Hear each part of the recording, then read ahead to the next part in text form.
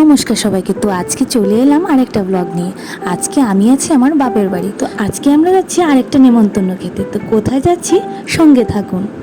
তো নেমন্তন্নের জন্য আমরা অলরেডি রেডি হয়ে পড়েছি। আর এদিকে দিদিও তার মাসির বাড়ির মায়া কাটিয়ে নিজের বাড়ি যাওয়ার জন্য প্রস্তুতি নিয়ে নিয়েছে, নেমন্তন্ন খেয়ে চলে যাবে। আর এদিকে দিদি, আমি, জয়, ভাই, মা, লক্ষ্মী আন্টি ও তার ছেলে বেরিয়ে পড়েছি নেমন্তন্নের উদ্দেশ্যে। আর ওইদিকে আমাদের মহিলাদের দেরি হওয়া দেখে বাবা সহ্য করতে না পেরে ওকে আর বাবা আর দাদাভাই মিলে চলে গেছে প্রথমেই নেমন্তন্ন বাড়িতে সবার আগে। আর এই দেখুন, বলতে বলতে চলে এলাম নেমন্তন্ন বাড়ি। আমাদের বাড়ি থেকে 10 মিনিটের রাস্তা মাত্র। আর এই নেমন্তন্ন বাড়িটা হচ্ছে আমার ছোট মামার বাড়ি। এই যে বাড়ির মালিক মিস্টার বিপ্লব কর, এই যে মিসেস স্মৃতি কর, এই যে ব্লগার, হাই করে দাও। অ্যাকচুয়ালি বিয়ের পর আমাকে আর ওকে মামা ওরা খাওয়াতে পারেনি বলে এবার যখন কলকাতা থেকে আগরতলা চলে এলাম, এই জন্য ওরা চান্সটা মিস করেনি।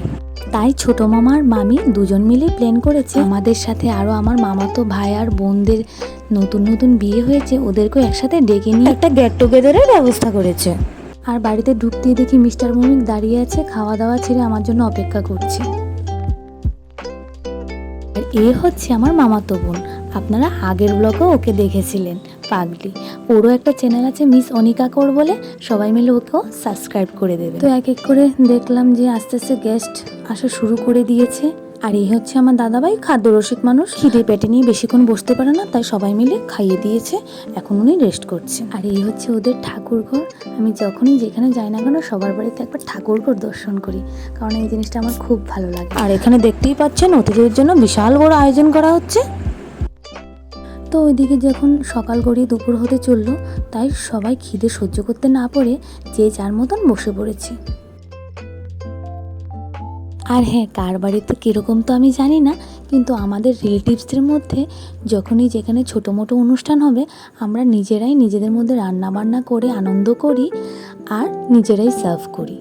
এটার মধ্যে আমরা একটা আলাদা মজা আর আনন্দ খুঁজে পাই। আর এই বলতে বলতে ফার্স্ট বেচ যখন খাওয়া শেষ হয়ে গেছে, তখন আমি আর খিদে সহ্য করতে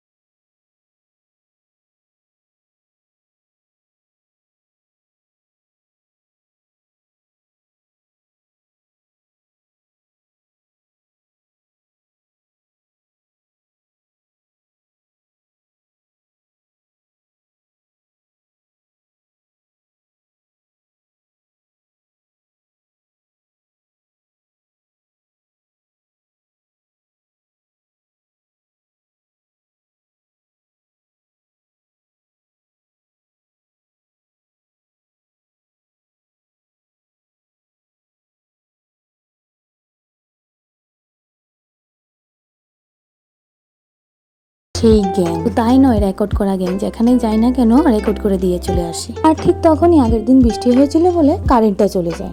আর তখনই মাসি বলছিল মাকে, তারা কোনো টেনশন নেই, আমি আমার মাছের লেজ দিয়ে সবাইকে বাতাস করে দেব।